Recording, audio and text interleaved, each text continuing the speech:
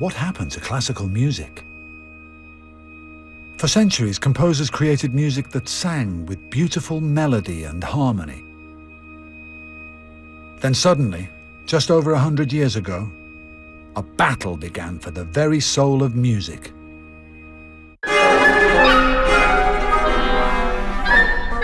Early 20th century was an explosion of possibilities. The spirit of the day was to experiment, to seek out new sounds, moving really almost for the first time in musical history into the sphere of pure noise.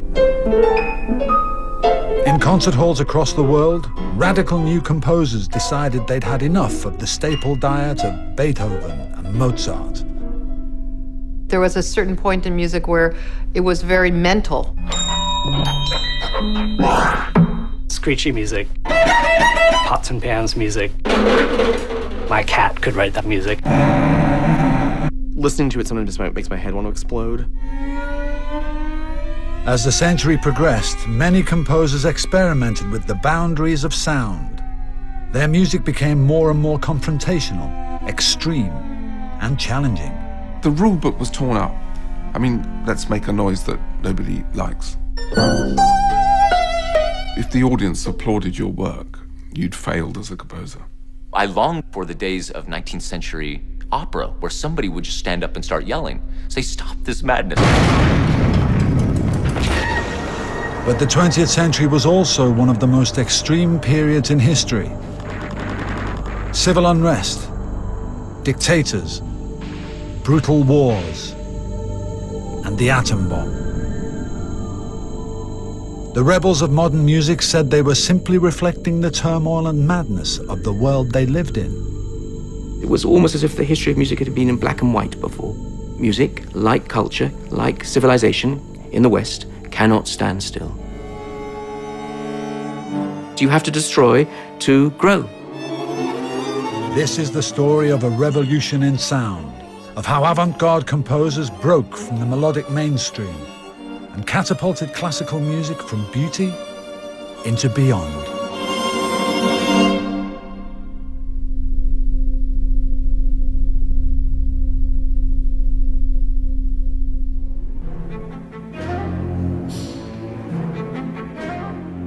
One legendary evening in May 1906, the great and the good of the classical music world descended on the elegant Austrian city of Graz.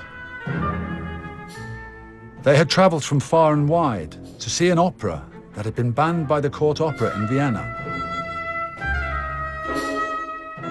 Its composer was an unlikely rebel, Richard Strauss, the 42-year-old German whose lush, romantic music had made him a star. But this was no ordinary opera. It was Salome, a musical adaptation of Oscar Wilde's scandalous play about Princess Judea's necrophiliac lust for John the Baptist. And it ushered in a century of musical scandals. Strauss was conducting, Mahler was there. Schoenberg came with no fewer than 6 of his pupils. Puccini took the trip up from Italy to see what his operatic rival had come up with. And then there is this rumor that the teenage Adolf Hitler was present. Hitler himself, in fact, told Strauss's son that he was there. So it was very scandalous. I mean, Wilde had undergone his trial and imprisonment, and was his name was simply not spoken in many circles. It was somewhat daring, I think, of Strauss to make an opera on an Oscar Wilde text. Even today, Salome is daring and shocking, a depraved trip into the underbelly of human emotion. But in 1906, it was beyond the pale. Its original leading lady, Mary Wittich, refused to perform its erotic dance or kiss John the Baptist's severed head because she was too respectable. Strauss was giving us sadomasochism and the unconscious, showing that life is full of volcanic feelings and temperaments and so forth.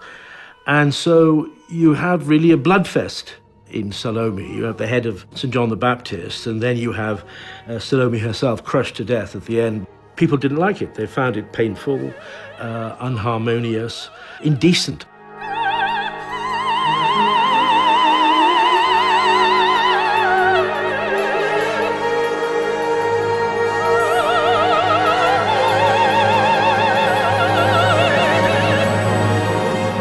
But Strauss saved the biggest shock till the end. A short burst of unholy sound that has been called the most sickening chord in all opera.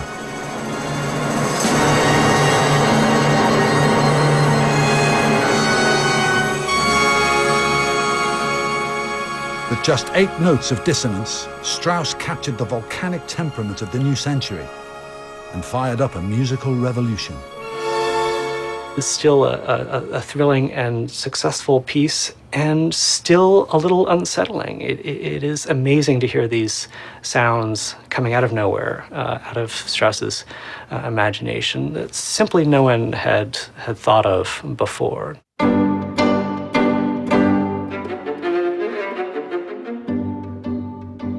But the wind of change in classical music had been stirring since the end of the 19th century. In Paris, a city already enthralled to the sights, sounds and possibilities of a new, modern world. Paris then, in the 1880s, 1890s, in terms of literature, in terms of bubble of painting, but also of music, all the arts, was just bursting, as it seems, with imagination and genius. There was a universal exposition in Paris in 1889 to mark the 100th anniversary of the French Revolution. And that's when the Eiffel Tower went up, and the very form and size of the Eiffel Tower is the kind of modernist symbol, and had this amazing 260-acre site in the center of Paris with 36 turnstiles admitting 1,000 people a minute. That's how vast it was. Among the millions inspired by the exotic sights and sounds of the Paris Expo was the 27-year-old Claude Debussy, a composer with a mission to drive music into the 20th century. Debussy is a unique figure. He probably is the start of what we call modern music. He was very ambitious. He said something along the lines of, I must invent a music that's worthy of the motor car and the era of the aeroplane and the Eiffel Tower. Debussy went to the Paris exhibition in 1889, and he heard all sorts of music from all over the world. And he was just absolutely gobsmacked. None of this had been heard by Westerners before. And one of the key things he heard was the Javanese gamelan. The gamelan's an ensemble, an orchestra of gongs of all different sizes and metallophones and xylophones. And the sound itself is extremely sonorous. It's a completely different world. This had a cataclysmic effect on the sound that Debussy's music made.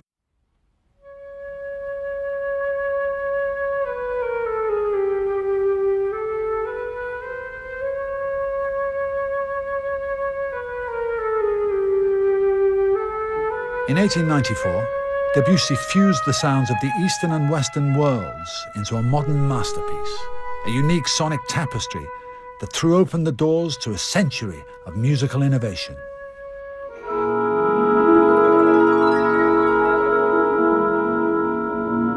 Prelude to the Afternoon of the Faun is considered perhaps the great radical piece of the late 19th century. It did not cause too great a scandal in its time, even if there was a camp who thought that Debussy had gone over the edge. But you are moving into a new world with the Afternoon of a Faun. You could say that opening flute melody is the start of modern music. You have this sole lone instrument, a melody that's suspended in space, and there's an immediate sense of disorientation.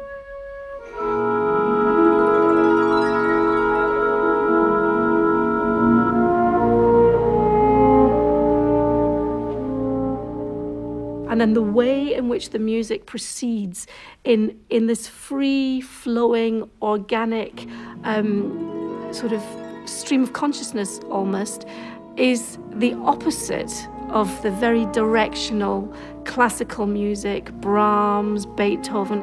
And when it was heard by that audience in the middle of the 1890s in Paris, it would not have been unstrange. It would have been very strange indeed. Debussy argued that composers had a duty to evoke the progress of modern days. If classical music was to survive, it had to adapt to the dynamism and uproar of the modern world.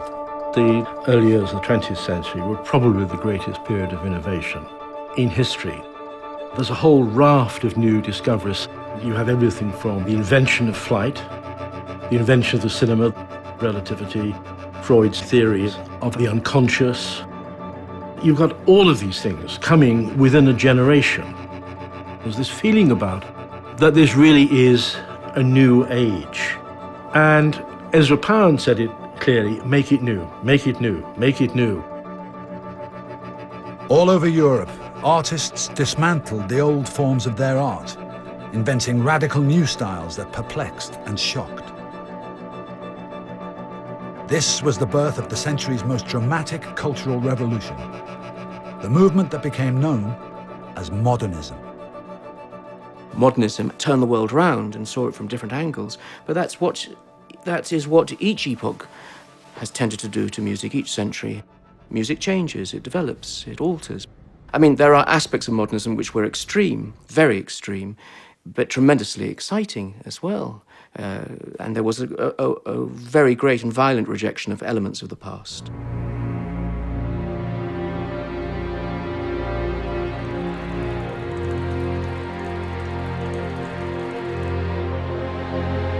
Nowhere were the shockwaves more violently felt than in the city that was virtually a byword for classical music, Vienna. For 100 years, the capital of the Austro-Hungarian Empire had worshipped the giants of Romanticism: Haydn, Mozart, Beethoven. Sophisticated bourgeois audiences flocked to concerts of this exquisite melodic music. What chance then for a rebellious modern composer? I try to put myself in the position of a composer during that time. You know, they may have felt much more bludgeoned by tradition than we understand. They may have wanted to go in just the opposite direction, which is what we as composers very often do. That's our only way to be original, is to do the opposite of what is a big deal. Step forward Arnold Schoenberg, a formidable Austrian painter, inventor, and most significantly, composer, whose bloody-minded musical vision hit the refined world of Viennese concert halls like a wrecking ball. Music would never be the same again. I am asking myself, would the music of the 20th century be changed if Schoenberg had not been born?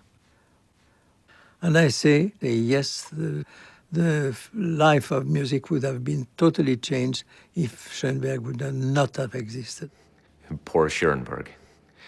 You know, he carries the great weight of causing this terrible rot that happened in classical music. And I think Schoenberg especially is such a tragic figure, at least to me, because he started with such promise. You look at his early pieces, they're so beautiful.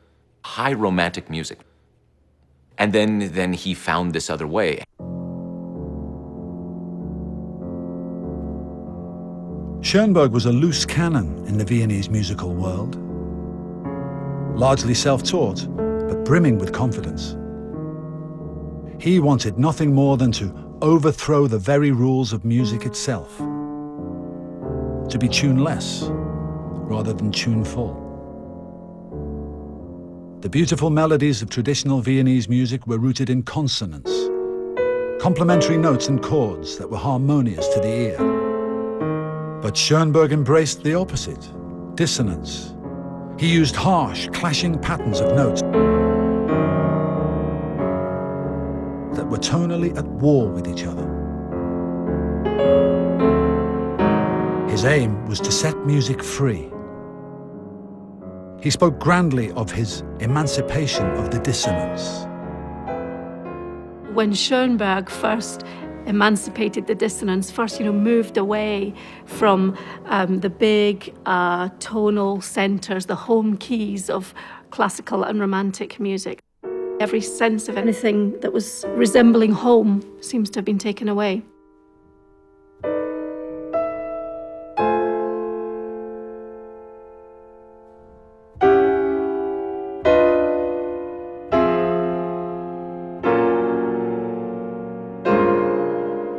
Schoenberg was working to explode the parameters of harmony. And his harmony is a complex beast. It's a difficult thing to understand and engage with.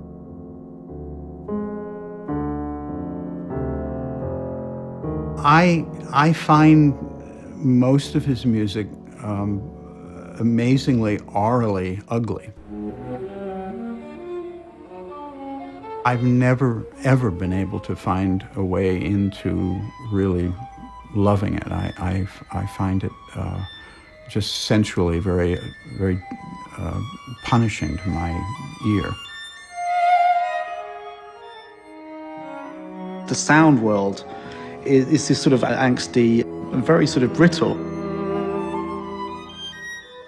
You'd think by now that Schoenberg would be standard repertoire and nobody have a problem with it, but I think it's really interesting that quite a few of those pieces around that time are still difficult for 21st century audiences.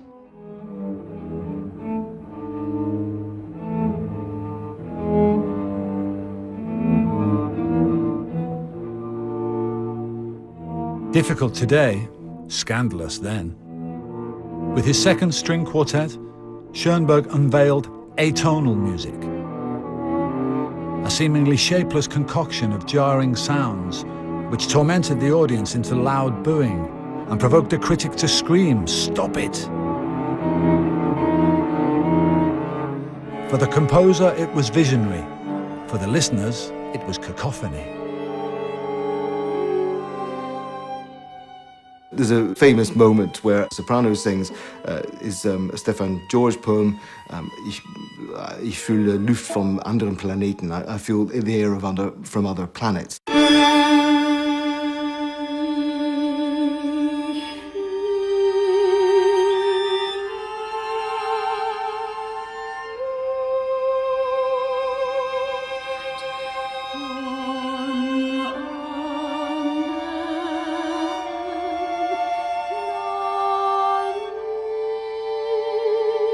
And it's at that moment that Schoenberg's music, it is said, develops or goes into a kind of atonal sphere. But have a think about what the words are there. You know, it's a stroke of compositional imagination, absolutely not a kind of attempt to sort of shock people. It's actually about, you know, what's the best way of expressing what's happening in that poem? Air of other planets, non-gravitational music. Well, the most obvious thing to do, frankly, would be to write music that is unmoored, that isn't anchored to tonal center and doesn't give you that same sense of homecoming and going away from things that basically a lot of music before had been based on.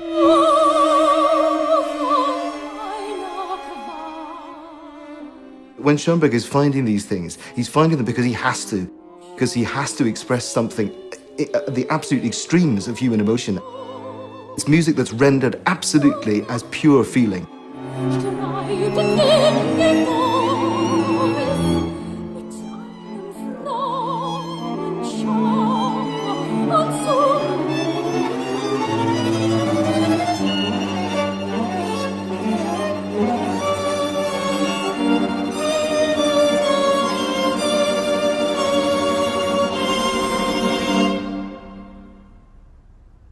He was a bit of an emotional wreck at the time. There was turmoil in his personal life. He discovered in the summer of 1908 that his wife was having an affair with an unstable expressionist painter named Richard Gerstel, who ended up committing suicide by hanging himself in his studio. And Schoenberg, he was Jewish in Vienna. And I think this was a factor as well in terms of his feeling of being watched from all sides and measured up. And as he went on, his situation as a Jew in that world became more and more important to him. Schoenberg was fueled by rage and disgust. He saw Viennese society as sick, anti-Semitic, desperately clinging to the coattails of its decadent imperialist past. In an age of psychoanalysis and expressionist art, his music was forward-thinking.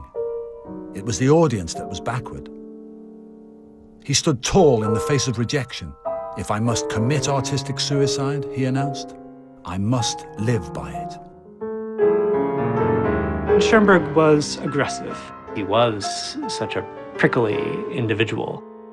There was a powerful, and in some cases dark, emotion at work in this music, which was the music of Vienna at the time, where so many artists and writers were playing with these very dark and extreme emotions. If you think of these harsh and angular images of Kokoschka and Egon Schiele, it was the style of that time in Vienna to confront the audience, to show them things that they didn't want to see, to expose the underside of human life, to go to the dark side. Oh, there was definitely something in the air. I mean, whether with the benefit of hindsight, we can see the kind of collapse of the Austro-Hungarian Empire and the kind of degeneration of that environment. The thing that Schoenberg did, of course, was to take those moments of crisis to another level. And it's through that kind of crisis that he actually steps into this abyss, as it's called, the abyss of no tonal center, which is what the audiences at the time found disturbing and difficult. But Schoenberg's music of crisis didn't just upset their ears.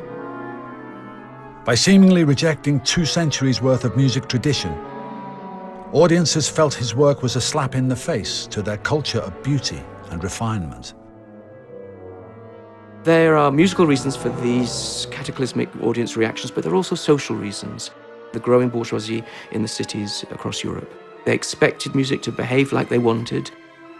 They cared desperately about this music. And to hear these weird sounds where the rules of harmony break down seemed like an attack not only on their artistic world, but on themselves, on their universe, in fact, on their society.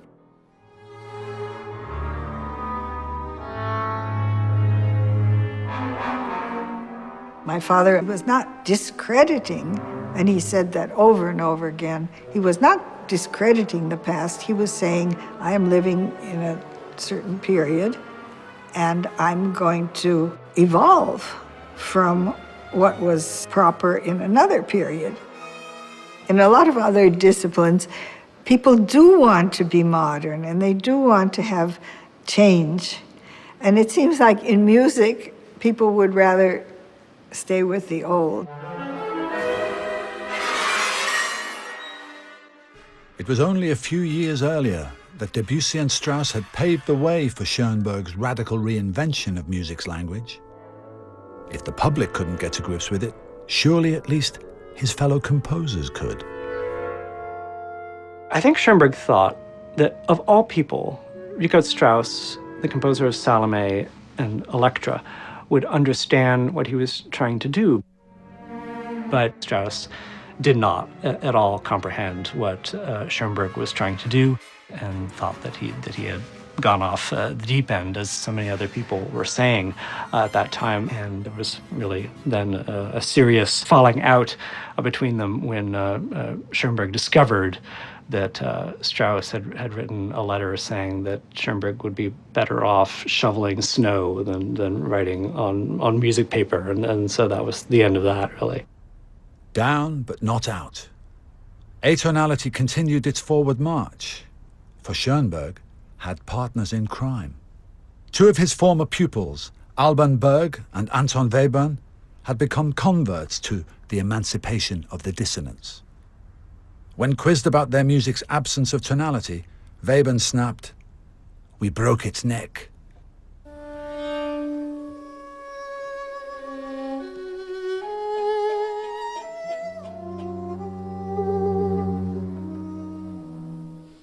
Oh, Webern is a strange animal. He was a strange, lonely, quiet, melancholy man, very, very sensitive, nervous as well.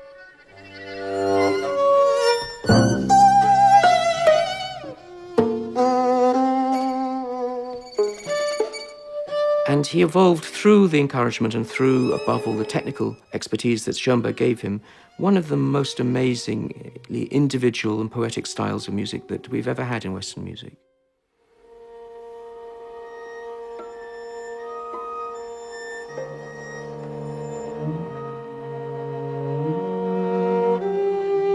Webern's breakthrough works were the polar opposite of grand 19th century symphonies. They were brief and fragmented. He arranged musical notes as if they were brushstrokes on an abstract painting. Schoenberg himself described them as a novel contained within a single sigh.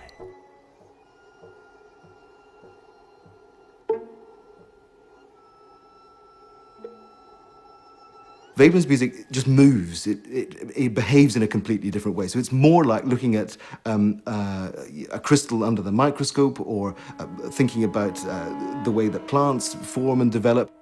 And it's able, I think, to do strange things with space and time.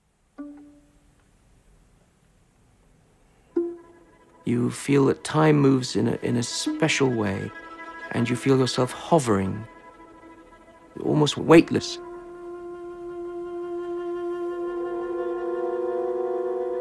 His music is so deprived of most of the sensual pleasures of music. It doesn't have great energy. It doesn't have a massive sound. He had a sort of fanatical belief in the structures that he was creating, as if they had some sort of deep, universal, mystical truth about them. I like Webern, but I also find it extraordinarily emotionally stingy. Webern fit a certain kind of sensibility of the time, which was that he was very tightly wired.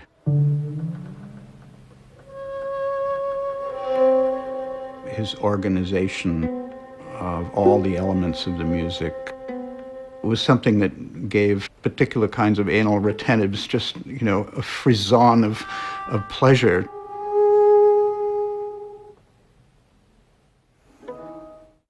No element in the music was spontaneously generated or intuitive. It's this scientific imposition onto an artistic activity. With their unfathomable music receiving few performances, atonal composers were forced to conduct and to teach to make a living.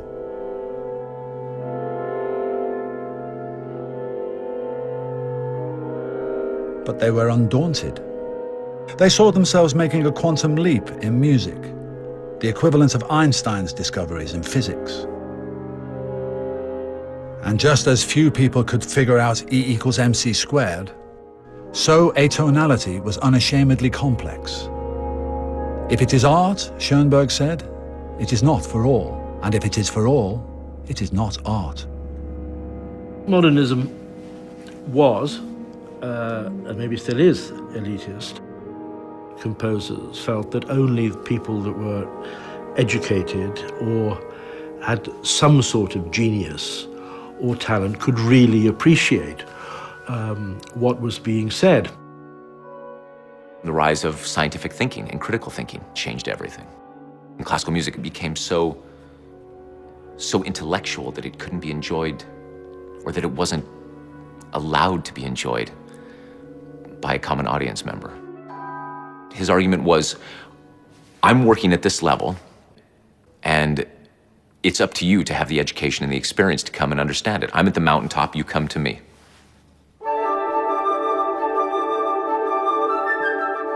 But not all modernist composers were quite so lofty and alienating.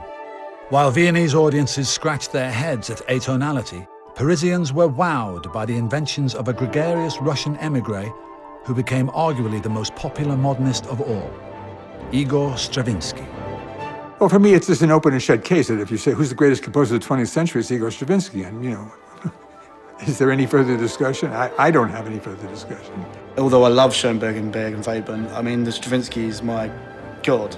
I first saw Stravinsky conduct when I was 11 years old, and I later played under his direction, and he had such a sparkle and such a curiosity, a delight. It was so clear how much he enjoyed composing.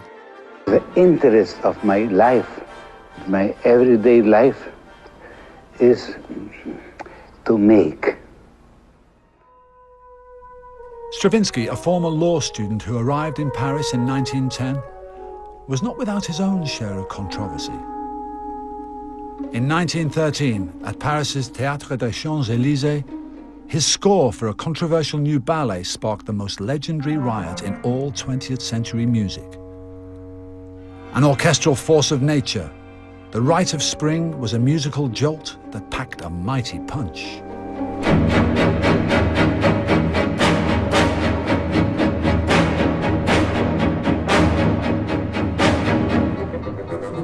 I was about 13 years old when I heard The Rite of Spring for the first time. It was like opening the door to a world that I never conceived of before. I mean, it was just so powerful. Talk about visceral with a capital V. I mean, it was just completely overwhelming. Every time you hear The Rite of Spring today, you're always taken by surprise. You have this rhythm coming at you. 1, 2, 3, 4, 5, 6, 7, 8. 1, 2, 3, 4, 5, 6, 7, 8. 1, 2, 3, 4, 5, 6, 7, 8. 1, 2, 3, 4, 5, 6, 7, 8. It's like a boxer coming at you from all angles, and you never know where the next blow is going to land. And that particular section, and this is where the big riot broke out in the Théâtre des Champs-Élysées in 1913. It was full of very noisy public and very hostile public. And so I went out when I heard all this noise. I said, go to hell. Excuse me, Monsieur Dame, and goodbye.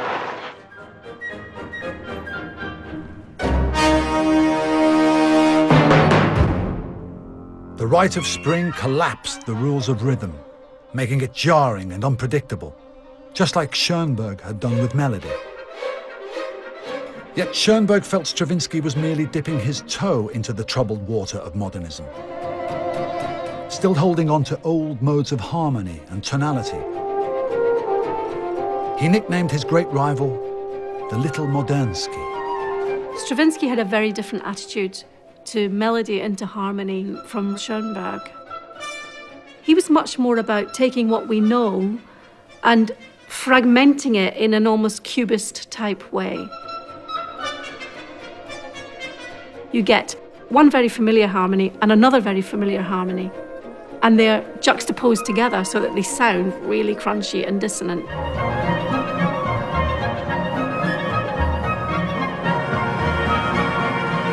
It's a bit like Picasso sort of cutting up an image of a violin. It's something very familiar, but it's fractured and fragmented.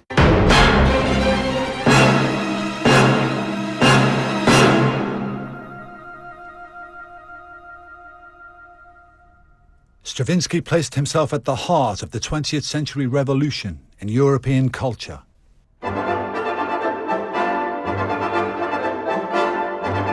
He'd gone to Paris to escape the imperial music of his native Russia, dominated by the rousing nationalism of his teacher, Nikolai Rimsky-Korsakov. Yet, ironically, his radical compositions were unthinkable without the old tunes of his homeland. You have these dissonances in Stravinsky, in The Rite of Spring, and even before in Firebird and Petrushka. But they come from a completely different source. They come, to a great extent, from folk music. Stravinsky is delving into folk music Eastern Europe, Russia, the sounds of the rural population, trying to listen more closely than others had done before.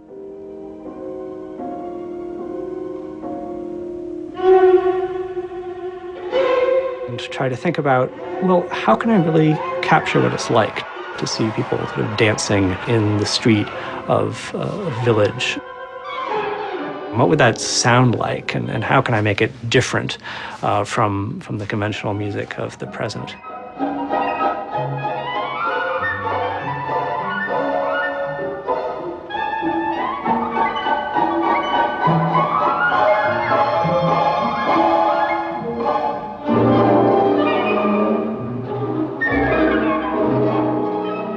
In Russia, reception of Stravinsky's music was difficult. But there was great suspicion about the kind of nationalism that Stravinsky created. For example, Rimsky-Korsakov's son, Andrei Rimsky-Korsakov, stopped speaking to Stravinsky after Petrushka because he felt that this folk material was distorted. It was presented in an ironic way, and it was like he was making fun of all these tunes, and that was not the good way of his father, Rimsky-Korsakov, who glorified these tunes. And Stravinsky didn't do that. Yeah, he sort of cut them up, sliced them up, and served it as a completely different sort of modernist dish.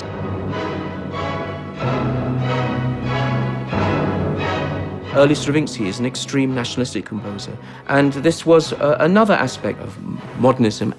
This idea of people strongly departing from the Austro-German Empire's musical language and writing with the help of indigenous music and folk tunes above all, a type of music which reflects their society, their civilization on the world stage.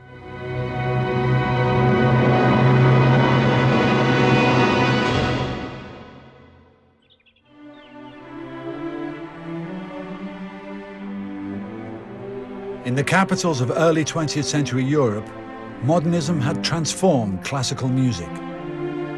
It would soon rear its head thousands of miles away in the New World, America. At the turn of the century, America was a nation in transition. Only 40 years since a civil war, but on the brink of becoming the most powerful country in the world.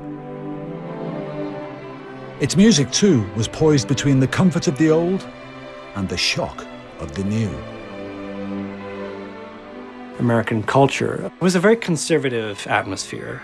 There were these wonderful orchestras and opera houses, but the repertoire was heavily European. There wasn't a sense yet of a new, absolutely American sound, or even an individual sound. I mean, there are very few composers that you could identify as really having a very strong personality. There's a time in many a life when it's due to face it death, but I took a boy. Enter a maverick New Englander, lauded as the pilgrim father of modern American music, Charles Ives. Hip hip hooray, you'll hear them say as they go to the fighting front. Charles Ives trained in music at Yale right at the turn of the century, and then he dropped out. He disappeared from the music world, at least. He went into life insurance and became a very successful life insurance executive. Made a great deal of money for himself and for his company. He was a master of the hard sell. He would show door-to-door salespeople how to relentlessly get the product across so that people can resist in a way. And in music, he was the complete opposite. He continued composing, but in almost total privacy, isolation. It was a long time before a lot of pieces by Ives were even played.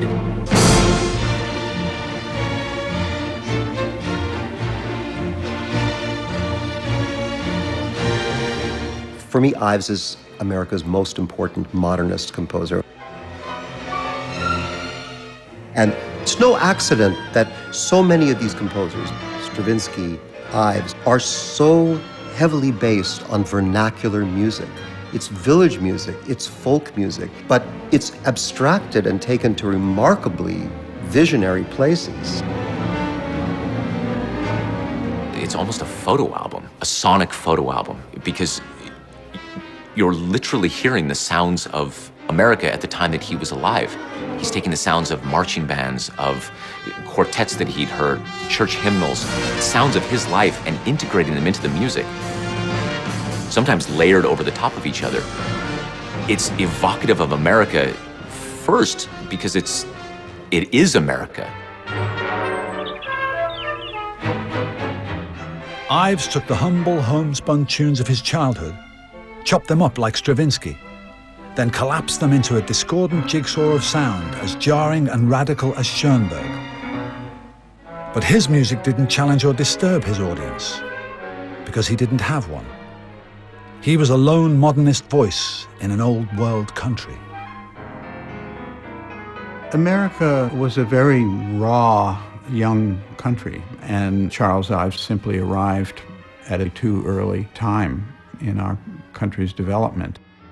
And I think he also felt strangely bifurcated.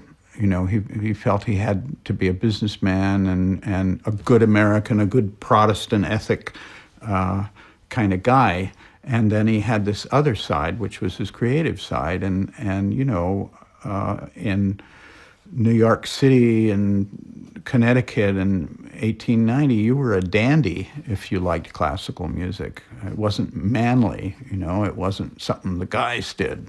So I think that caused a great kind of internal dissonance for Ives.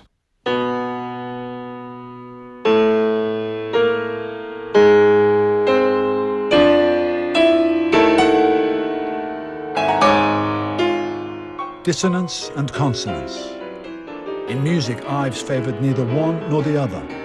He loved the Sturm und Drang of atonality, but he also loved traditional melodies. When he finally made his music available to fellow musicians in 1920, it was with a piano sonata that encompassed both. The Concord Sonata was probably his most familiar masterpiece and also one of his most radical works. In the opening movement in Emerson, you have the impression of just some kind of titanic force coming at you. It gives this impression of massiveness, of sort of imperturbable nature, and all the violence of nature as well.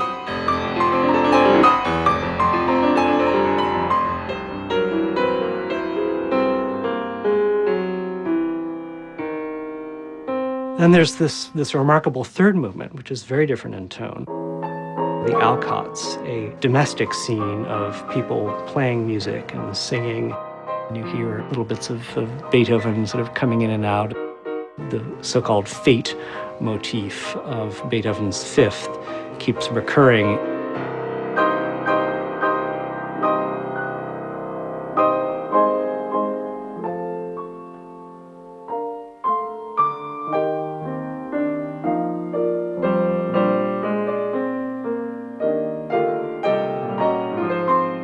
It's a piece about music, about listening in a lot of ways. That Alcotts movement, it's extremely touching.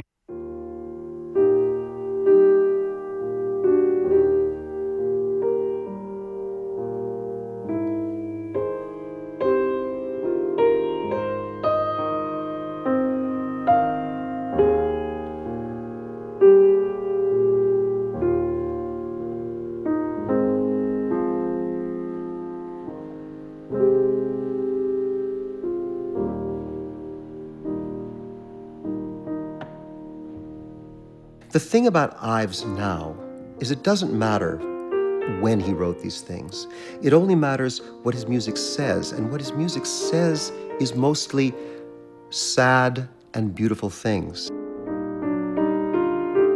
The music is about a world of America that he sees slipping away. It's not even his world, it's his father's world. It's the way people felt in those little towns after the Civil War, the idealism they had, the neighborliness, the closeness, the way the little tunes were drifting from the blacksmith shop into the parlor and the church organ, all that.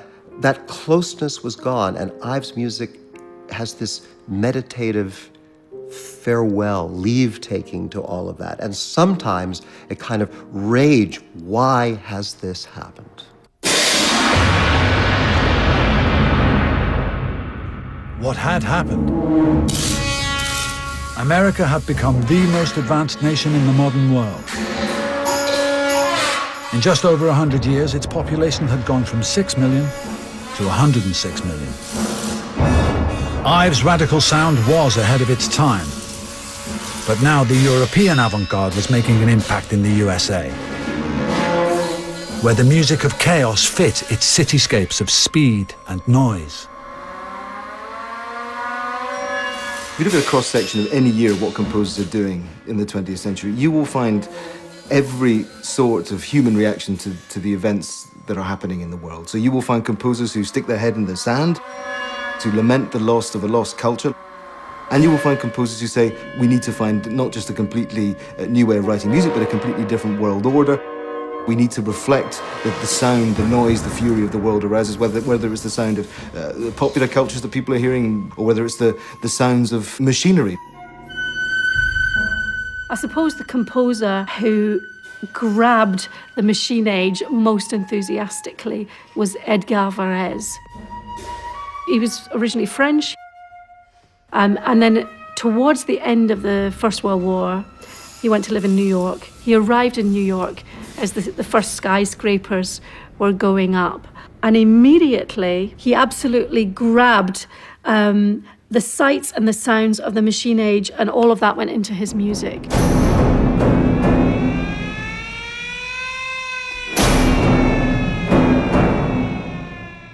Varèse said he wanted to find a bomb that would make the musical world explode. In 1922, with the gargantuan orchestral piece Amérique, he dragged the sounds of the city into the sedate world of the concert hall.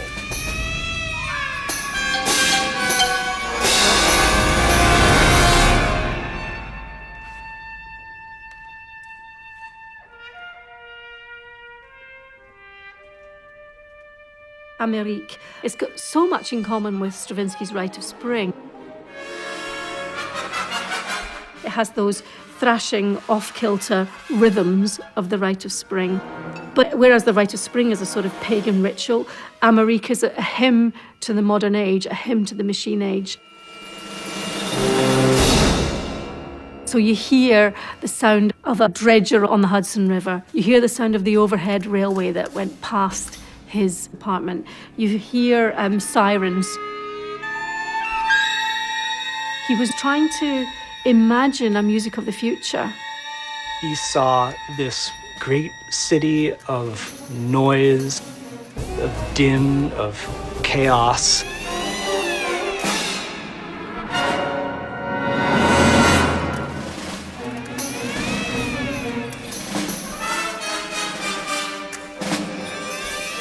And it remains one of the great evocations of the city, and really one of the wildest pieces ever created.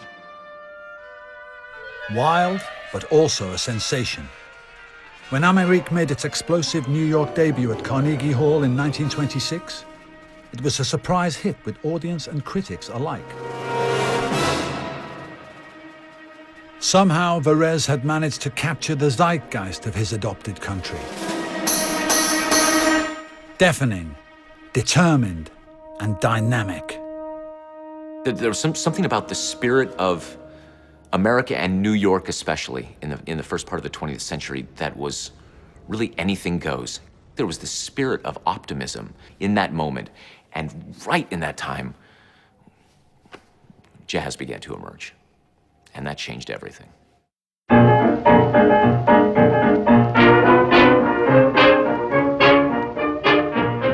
In the Roaring '20s, America's cities were buzzing with new sounds on every corner.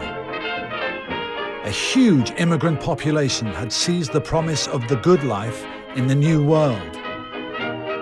They brought with them a melting pot of musical styles, and jazz took over as the hot new sound. For the first time in history, popular music rivaled art music for invention and modernity. What did happen that was very unique in the 20th century was at a certain point, art actually entered the province of the popular.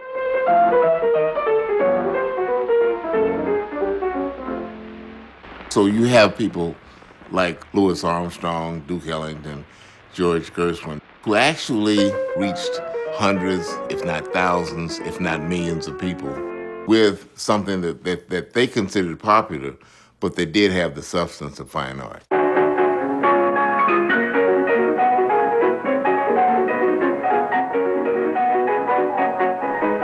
The son of Jewish immigrants from the Ukraine, George Gershwin was, by the age of just 20, one of the most successful songwriters on Broadway.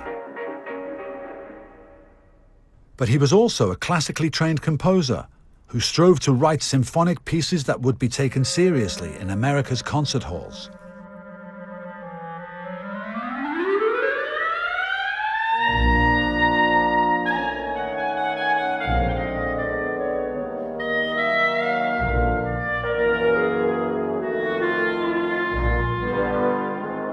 As with so many modernists, his orchestral music drew on traditional folk styles, the sounds of his own Jewish heritage, and equally the church spirituals and jazz sound of the black population.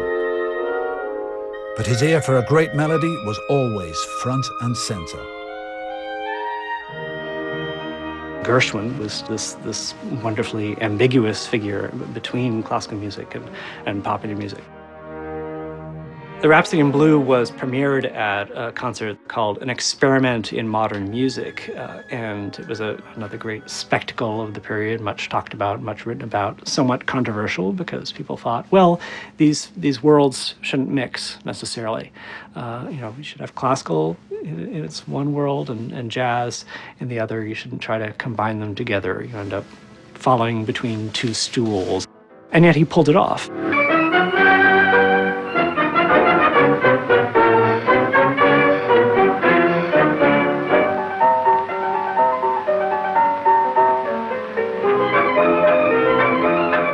Realized that there was something that was going on with the black people, that everybody that was humanly available and could touch everybody. He went to the churches. He sang with the people. He also went to Harlem. And see, that Rhapsody in Blue actually is his musical pay-in to Harlem, to stride piano, Negro melodies and rhythms, to all of those things that he heard.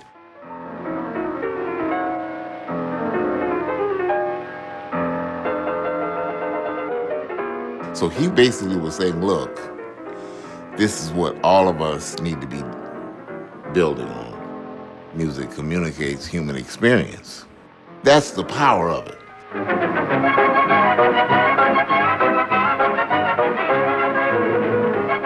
Rhapsody in Blue was a resounding success, totally eclipsing in popularity the experimental modernism of his European colleagues. But it symbolized the great schism that hung over much early 20th century music.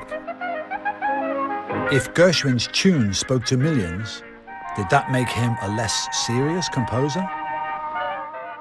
It wasn't that long ago that popular music was a good thing. And in fact, composers tried to be popular. Or at the very least, they tried to write music that people would like to listen to. But something happened in the 20th century where, critically especially, artists began to be frowned upon for the popularity of their work. And isn't that odd? It should be the exact opposite. I'm amazed now, even these days, that Rhapsody in Blue or An American in Paris, for instance, be odd almost to see it performed on a serious concert. And in fact, the audiences, they desperately want to hear it. They love it. I love it. Why not have it on there? Why not let audiences enjoy that as well as the tough stuff?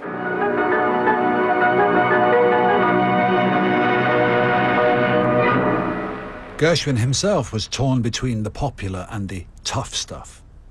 He traveled to Europe in 1928. to seek out the titans of European modernism. For he felt that to become a serious composer, he should adopt their hardcore revolutionary styles. Gershwin went to Stravinsky and to my father and wanted to study with them. And each of them refused to teach him. And the story goes that he asked Stravinsky to teach him, and Stravinsky said, "How much do you earn?" And Gershwin told him how many millions he was making. And so Stravinsky said, "Well, then I should study with you." So that's Stravinsky. And then he came to my father, and he said, "I would like to study with you." And my father said, "No, I will not accept you, because right now you are a great Gershwin, and if you studied with me, you would be a mediocre Schoenberg."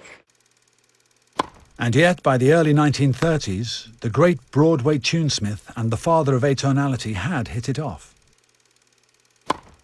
Their rivalry confined only to the tennis court. Because by then Schoenberg was, somewhat ironically, living in the very heart of popular entertainment, Los Angeles, California. He'd fled from a Europe where the radical experiments of modernist Jewish composers were facing a much more terrifying enemy than unwelcoming bourgeois audiences. In Vienna, crowds of Austrian Nazis were taking to the streets. They were campaigning to forge a union between Austria and Germany.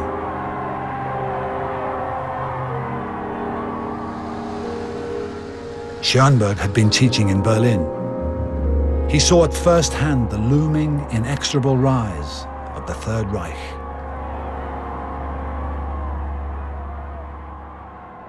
My father was aware of the political situation in Germany. He knew Hitler was coming to power, and he expected things to go really badly.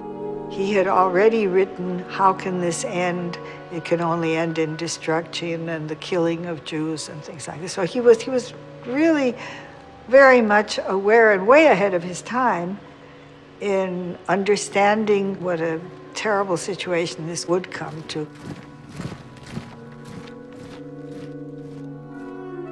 Schoenberg foresaw that his music would die under the Nazis, basically, and saw the catastrophe that was looming. Other great composers didn't have the same moral compass and were slightly more confused by what must have been an appalling epoch to live through, and it's very easy to judge today. But there are writings in the early 40s of Webern which praise Hitler in an embarrassing and terrible way. One has to either forgive or forget a naive and confused composer during a very difficult time. Modern composers did have a thorny relationship with the general public, and they thought that totalitarian leaders in Italy as well would give funds and support for this art form in a way that a more democratic civilization wouldn't. And so at first, at least, they had high hopes for fascism, sadly. "I see such a good future," Webern wrote of Hitler's rise. He couldn't have been more wrong. The world was about to be plunged into war, and music's modernist progress would be derailed by totalitarianism. In the next program, as the Second World War raged, the world of classical music suffered from repression and censorship.